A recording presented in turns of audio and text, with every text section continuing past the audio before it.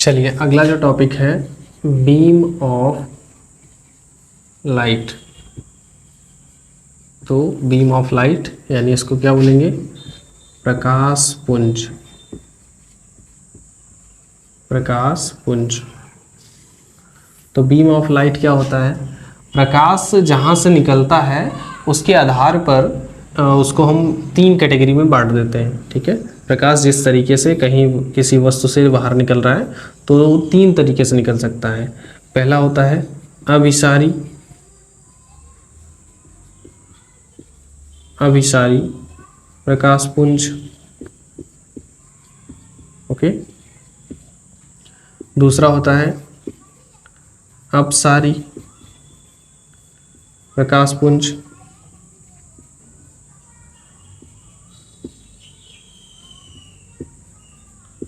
और तीसरा होता है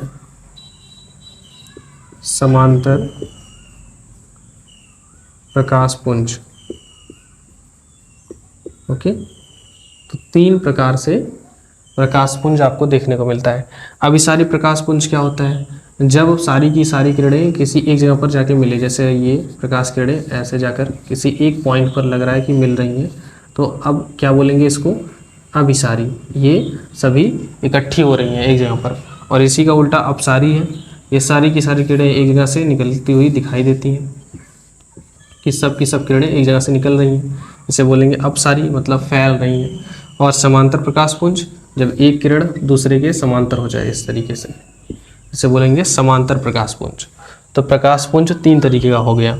एक, जब सारी किरणें एक जगह पर जाके मिल रही हैं तो उसे बोलेंगे अभिसारी प्रकाश पुंज। और जब यही किरणें आगे जाकर फैलें तो इसे क्या बोलेंगे, अपसारी प्रकाश पुंज।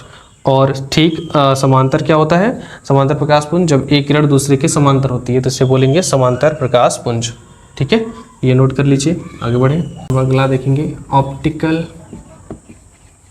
मीडियम, इसको बोलते हैं प्रकाशिक माध्यम।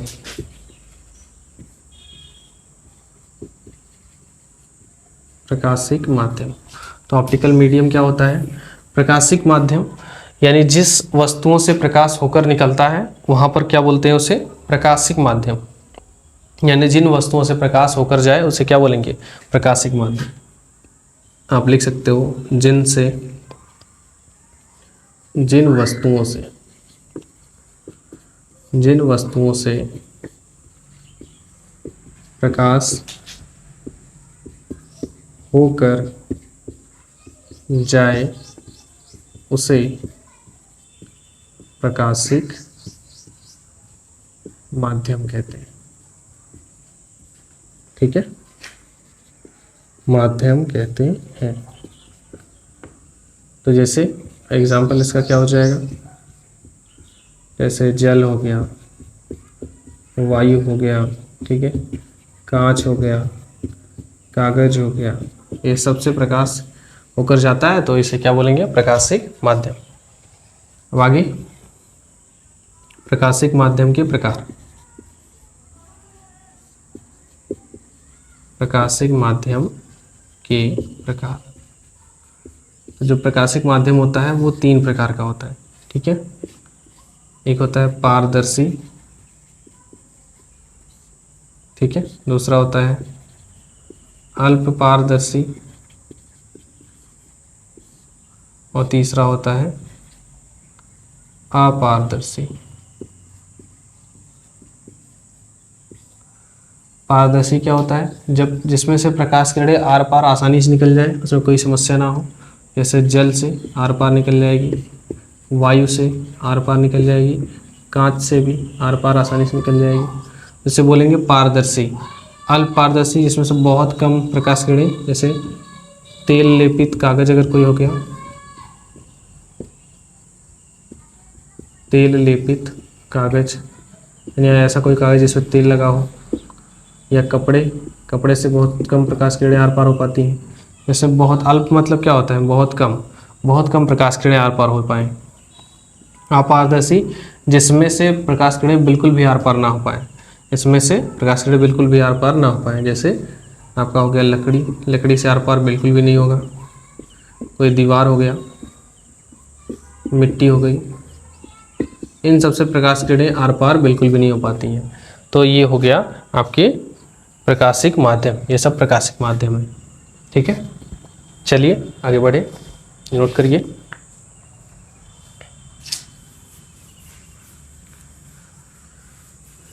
जब आपको टॉपिक नोट करना हो तो वीडियोस को पॉज करें और नोट करें। ठीक है, इम्पॉर्टेंट टॉपिक, मोस्ट इम्पॉर्टेंट आप कह सकते हो, मोस्ट इम्पॉर्टेंट टॉपिक शुरू होने जा रहा है। इसे हम बोलेंगे रिफ्लेक्शन ऑफ लाइट। एग्ज़ाम के बोर्ड के इम्पॉर्टेंट है, सॉरी, ये एग्ज़ाम के पॉइंट ऑफ व्यू से बहुत इम्पॉर्टेंट टॉपिक है। ठीक है, तो ध्यान से एकदम समझ के लिखिएगा और समझ लीजिएगा, फिर उसके बाद लिखिएगा, नोट करिएगा। ओके, इसे बोलेंगे प्रकाश का परावर्तन। प्रकाश का परावर्तन, परावर्तन क्या होता है? आप लोगों ने परावर्तन के बारे में थोड़ा बहुत पहले पढ़ा होगा, 9th में, 9th क्लास में अपने ध्वनि का परावर्तन पढ़ा है, जिसे हम प्रतिध्वनि कहते हैं, इको कहते हैं। तो प्रतिध्वनि के जैसा ही है ये।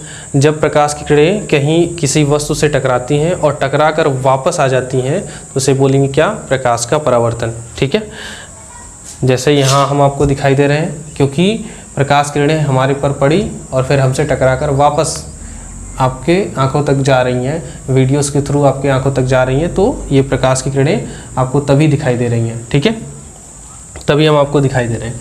तो प्रकाश का परावर्तन ये बहुत फ़ायदेमंद है, अगर ये ना होता तो हमको बहुत सारी चीज़ें दिखाई नहीं देती।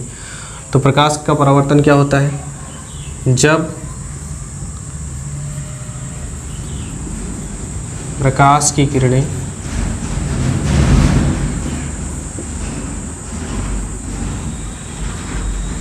किसी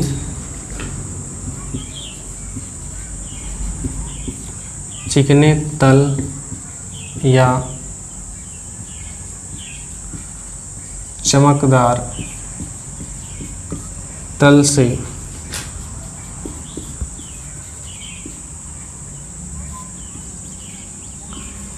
टकराती हैं तो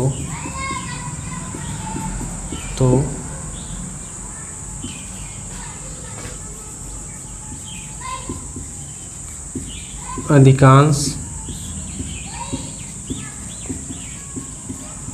प्रकाश की किरणें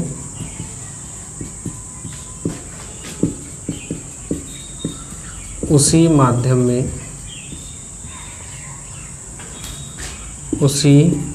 में लौट जाती हैं,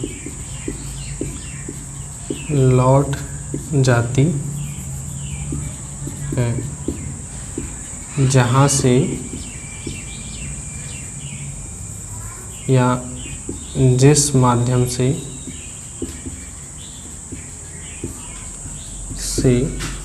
वह आई थी।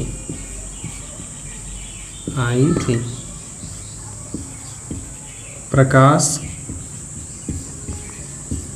के साथ हुई इस घटना को प्रकाश का परावर्तन कहते हैं। ओके, तो ये हो गया आपका प्रकाश का परावर्तन। प्रकाश का परावर्तन क्या होता है? देखिए, जब प्रकाश की किरणें किसी चिकने तल या चमकदार तल से टकराती हैं, कोई चिकना तल है, जैसे ये चिकना तल है, चमकदार है, इससे टकराएंगी और टकराने के बाद अधिकांश प्रकाश किरणें उसी माध्यम में वापस लौट जाएंगी। जैसे इधर से जा रही हैं और टकराई और फिर इधर ही वापस लौट गई। तो यही घटना क्या है? जिस माध्यम से आई थी उसी माध्यम में वापस लौट गई। प्रकाश के साथ हुई इस घटना को क्या कहते हैं? प्रकाश का परावर्तन। ये बहुत इम्पॉर्टेंट है, बहुत ज़्यादा ही इम्पॉर्टेंट है। ये लगभग एग्ज़ाम में हर बार ही पूछ रहा है। ठीक है ना, तो आपको इसको पूरा याद कर लेना है, प्रकाश का परावर्तन। ठीक है, अब इसके फिगर्स बनेंगे। मानते हैं ये आपका कोई एक सरफेस है, ठीक है, जो नीचे पॉलिश्ड है या फिर नीचे प्रकाश की किरणें जाएंगी नहीं। सपोज करो कि कोई आपकी प्रकाश किरण आई ऐसे, ठीक है, और ऐसे टकराई, इस पॉइंट पर टकराने के बाद और ऐसे चली गई। ठीक है, तो ये आपका एक कोई सरफेस था, इस सरफेस को क्या बोलेंगे? परावर्तक पृष्ठ, परावर्तक पृष्ठ बोलेंगे, इसे बोलेंगे रिफ्लेक्टिव सरफेस। ओके। और जिस पॉइंट पर प्रकाश किरण टकरा रही है, इस पॉइंट को बोलेंगे आपतन बिंदु, आपतन बिंदु यानी इंसिडेंट पॉइंट। और ये जो प्रकाश किरण आती है इसको क्या बोलेंगे? आपतित किरण, इसको बोलेंगे इंसिडेंट रे। ठीक है। और ये जो लौट के जा रही है इसे बोलेंगे परावर्तित किरण। ओके, इसको बोलेंगे रिफ्लेक्टिव रे। और यहाँ पर कोई नॉर्मल खींच लेते हैं। नॉर्मल का मतलब ये होता है कि जो सरफेस से 90 डिग्री का कोण बने। ठीक है, ऐसा कोई लाइन या ऐसा कोई सरफेस जो इस नीचे वाले सरफेस से 90 डिग्री का एंगल बनाए, यानी यहाँ पे 90 अंश का कोण बनना चाहिए। इसको बोलते हैं नॉर्मल यानी अभिलंब, अभिलंब इसे अंग्रेजी में कहते हैं नॉर्मल। ठीक है, इसके इस तरफ यानी नॉर्मल से आपतित किरण के बीच बना हुआ कोण क्या कहलाता है? आपतन कोण। इसे क्या बोलेंगे? आपतन कोण यानी इंसिडेंट,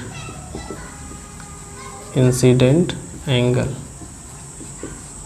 ओके, और इसको दिखाते हैं आई से, एंगल आई। और इस तरफ भी एंगल बन रहा है, इसका भी नाम है, इसे क्या बोलेंगे? परावर्तन कोण, परावर्तन कोण यानी रिफ्लेक्टिव एंगल। और इसको दिखाते हैं स्मॉल आर से, तो एंगल आर हो जाएगा। ये हो गया पूरा प्रकाश का परावर्तन। जो प्रकाश किरण आती है उसका नाम क्या होता है? आपतित प्रकाश किरण यानी आपतित किरण। जहाँ पे टकराई उसे बोलेंगे आपतन बिंदु, और टकरा के वापस चली गई तो परावर्तित किरण। और यहाँ से एक 90 डिग्री का कोण बनाते हुए कोई नॉर्मल खींच लेंगे, इसका नाम अभिलंब है, नॉर्मल है। और इससे इसके बीच में बना हुआ कोण आपतन कोण, इसको आई से दिखाएंगे। और दूसरी तरफ बना हुआ कोण परावर्तन कोण, इसको एंगल आर से दिखाएंगे। और जिस सरफेस से टकराकर वापस प्रकाश किरणें गई हैं उसे बोलेंगे परावर्तक पृष्ठ। तो इस तरीके से ये हो गया फिगर। बहुत इंपॉर्टेंट है बोर्ड के एग्ज़ाम, बोर्ड के पॉइंट ऑफ व्यू से। ठीक है, आगे बढ़े, समझ में आ रहा है? चलिए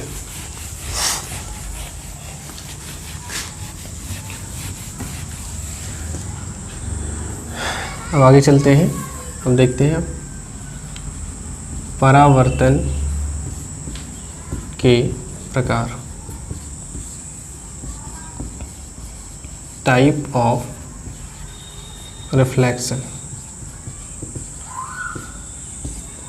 तो देखिए परावर्तन दो प्रकार के होते हैं।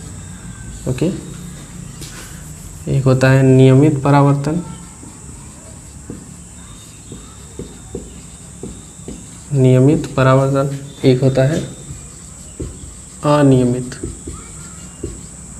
अनियमित परावर्तन। ओके, इसको बोलेंगे रेगुलर, रेगुलर रिफ्लेक्शन, इसे बोलेंगे इरेगुलर, इरेगुलर रिफ्लेक्शन। ओके, ये आपका पहला है, ये दूसरा। तो यानी परावर्तन दो टाइप का हो गया। रेगुलर क्या होता है? जैसे मान लीजिए कोई सरफेस है, इस सरफेस से कोई प्रकाश किरण आई और ऐसे टकराई, वापस चली गई। ठीक है, फिर दोबारा प्रकाश किरण आई, फिर ऐसे टकरा के चली गई, फिर आई कोई प्रकाश किरण और टकराई और यहाँ से वापस चली गई।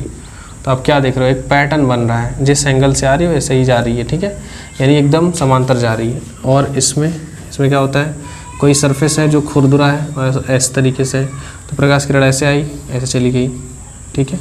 कोई प्रकाश किरण ऐसे आई और ऐसे जा रही है, कोई ऐसे आई और ऐसे जा रही है, कोई ऐसे आई, ठीक है, ऐसे आई और ऐसे निकल गई, कोई प्रकाश किरण ऐसे आई और ऐसे जा रही है। तो रेगुलर नहीं है, इरेगुलर है, तो इसे बोलेंगे अनियमित, है ना।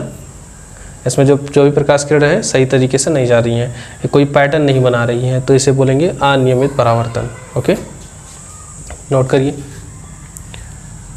आगे, लॉज ऑफ रिफ्लेक्शन, ठीक है ना।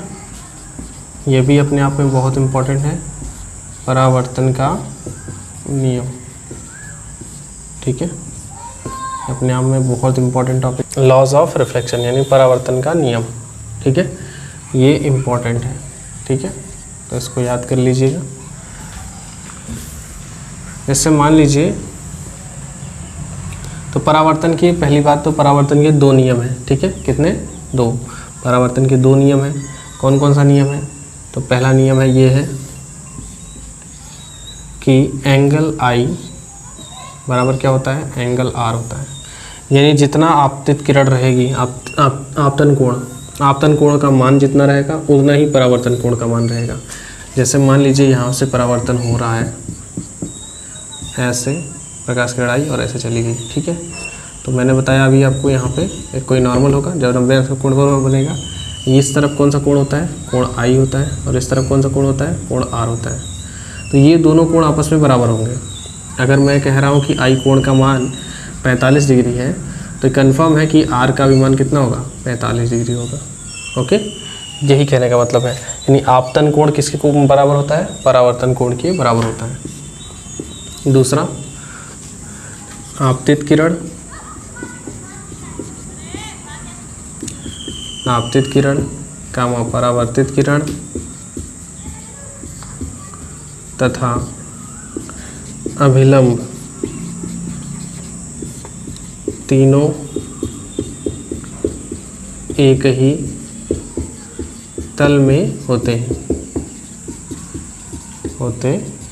ओके। यानी अब यहाँ पर आपतित किरण यानी जो आने वाली किरण है, और परावर्तित किरण यानी जो जाने वाली किरण है, परावर्तित यहाँ पे किरण रहेगा, परावर्तित किरण तथा अभिलंब, अभिलंब मतलब ये जो खींचा गया है, ये तीनों का तल जो रहता है एक ही तल में बनेगा, ठीक है, सरफेस एक ही तरफ बनेगा, ये इसे बोलेंगे। तो परावर्तन के ये दो नियम हैं, ओके। तो बोर्ड के एग्ज़ाम के लिए बहुत इंपॉर्टेंट है, तो आप इसको नोट कर लीजिए, ठीक है। तो परावर्तन के दो नियम हैं, अगर आप लिखना चाहें तो यहाँ पे लिख सकते हैं, परावर्तन के दो नियम, ओके, हो गया। चलिए आगे बढ़ा जाए। अब अगला जो टॉपिक है उसका नाम है रिवर्सिबिलिटी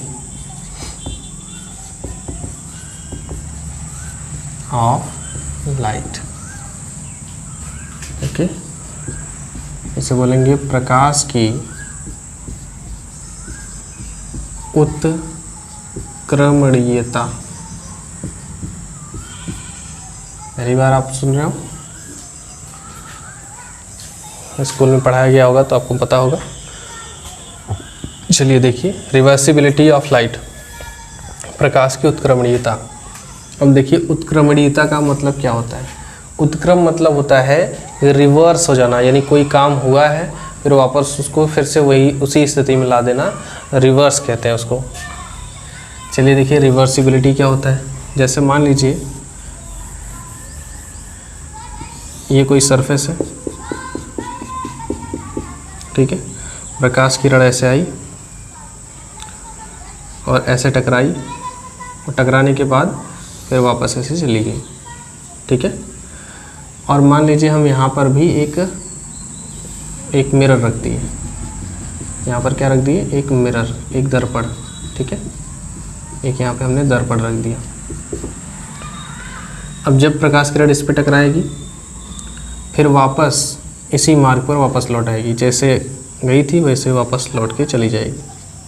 इसी प्रक्रिया को क्या बोलते हैं, रिवर्स कहना। यानी प्रकाश अभी अपना मार्ग बदलता नहीं है, अगर आप उसके बीच में मिरर लगा दो तो जिस मार्ग से आया था वैसे ही वैसे का वैसे लौट जाएगा।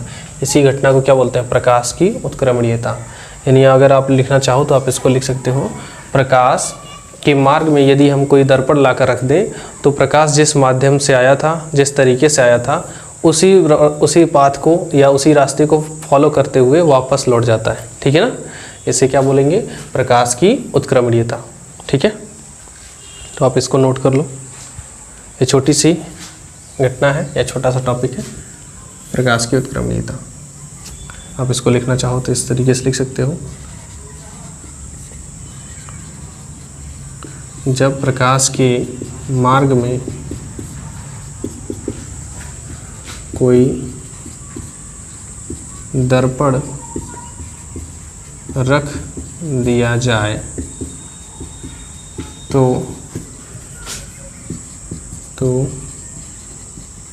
प्रकाश की किरणें अपने उसी मार्ग से वापस लौट जाती हैं। इसे प्रकाश की उत्क्रमणीयता कहते हैं।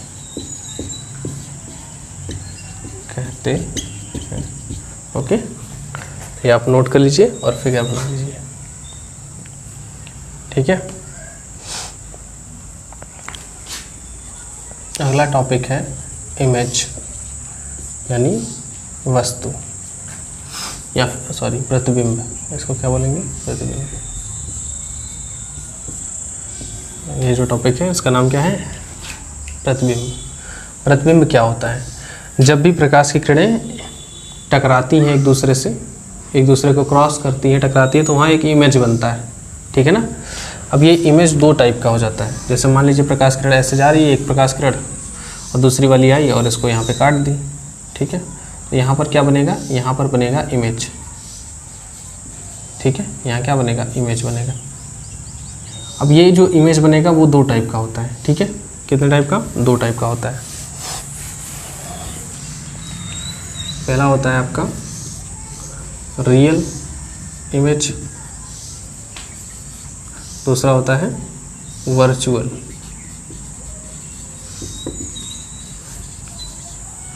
इसको बोलते हैं वास्तविक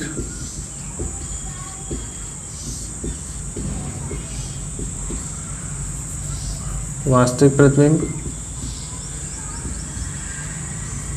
और इसे क्या बोलेंगे, आभासी प्रतिबिंब। ओके, वास्तविक प्रतिबिंब क्या होता है, जब वास्तव में प्रकाश किरणें एक दूसरे पर मिलती हुई दिखाई देती हैं। वास्तव में जैसे एक प्रकाश किरण आ रही है ऐसे और दूसरी इसको ऐसे क्रॉस करती हुई जा रही है। ठीक है, तो यहाँ पर वास्तव में अगर कोई प्रकाश किरण काटे एक दूसरे को तो यहाँ पर क्या बनेगा, इमेज बनेगा। वर्चुअल में क्या होता है, जब प्रकाश किरणें वास्तव में नहीं काटती, ठीक है ना, तो उसको हम कल्पना कर लेते हैं।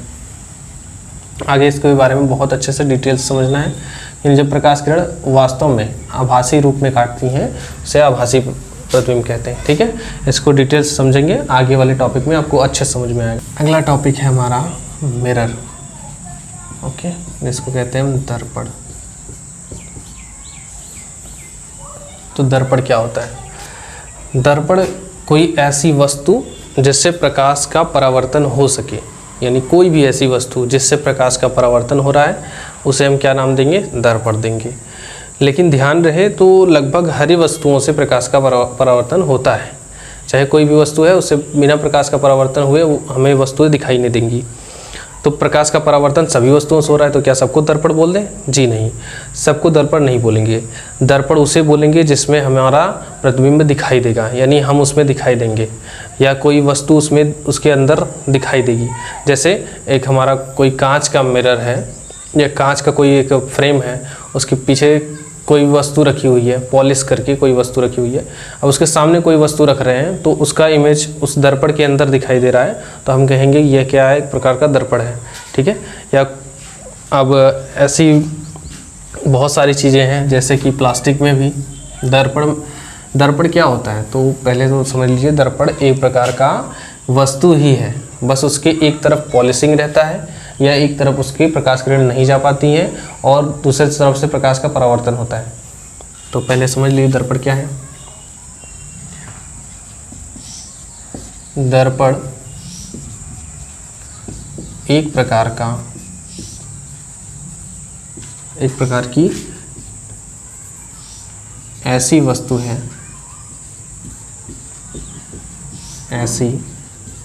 है, जिसके एक तरफ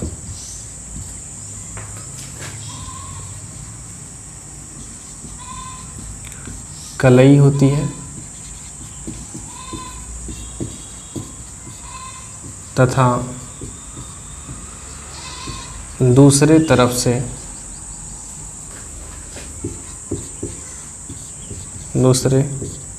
से प्रकाश का परावर्तन होता है। प्रकाश का परावर्तन होता है। ओके, तो ये जो दर्पण है, कोई भी वस्तु दर्पण हो सकती है, बस ध्यान रहे एक तरफ प्रकाश का परावर्तन होना चाहिए, दूसरी तरफ पॉलिशिंग होनी चाहिए, यानी कुछ भी पॉलिश किया रहे। जैसे ये मान लेते हैं कोई एक तल है, प्लास्टिक था, एकदम बहुत चिकना प्लास्टिक था और इसके तरफ हम पॉलिशिंग कर दिए तो प्रकाश किरण आई और ऐसे टकराने के बाद क्या हो जाएगा, रिफ्लेक्शन हो जाएगा। अब ये क्या काम करेगा, ये एक प्रकार का मिरर का काम करेगा। ये हो गया दर्पण। प्लास्टिक भी दर्पण हो सकती है ना, कोई भी वस्तु दर्पण हो सकती है, बस ध्यान रहे कि उसमें प्रतिबिंब बनना चाहिए, प्रतिबिंब दिखना चाहिए।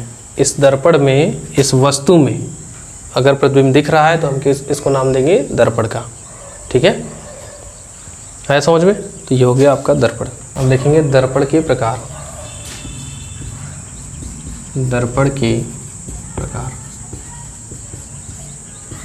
यानी टाइप ऑफ मिरर। तो देखिए दर्पण कितने प्रकार के होते हैं, दर्पण 2 प्रकार के होते हैं। ओके, दर्पण मेनली 2 प्रकार के होते हैं। एक होता है समतल दर्पण, ओके, और दूसरा होता है गोलीय दर्पण।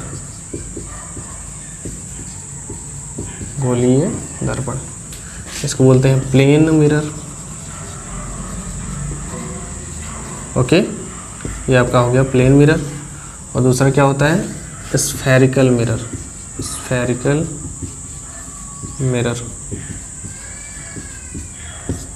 तो 2 टाइप का दर्पण हो गया। दर्पण कितने टाइप का हो गया, 2 टाइप का, एक समतल दर्पण और एक गोलीय दर्पण। समतल दर्पण क्या होता है, जिसका सरफेस समतल रहता है, एकदम प्लेन रहता है। जैसे ये व्हाइट बोर्ड है, एकदम प्लेन है, तो इसे क्या बोलेंगे, समतल। तो ये हो गया समतल दर्पण। समतल दर्पण ऐसा रहता है, एक तरफ पॉलिशिंग, ये आपका क्या हो जाएगा, परावर्तन का काम करेगा, तो ये हो गया परावर्तक पृष्ठ।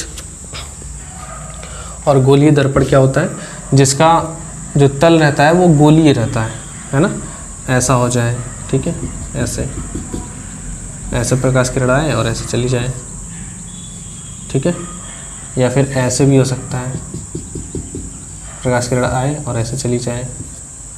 आ रही बात समझ में। तो ये हो गया गोलीय दर्पण और ये हो गया समतल दर्पण। समतल दर्पण का जो तल रहता है वो प्लेन रहता है, समतल रहता है, इसका कैसा रहता है, वक्र रहता है।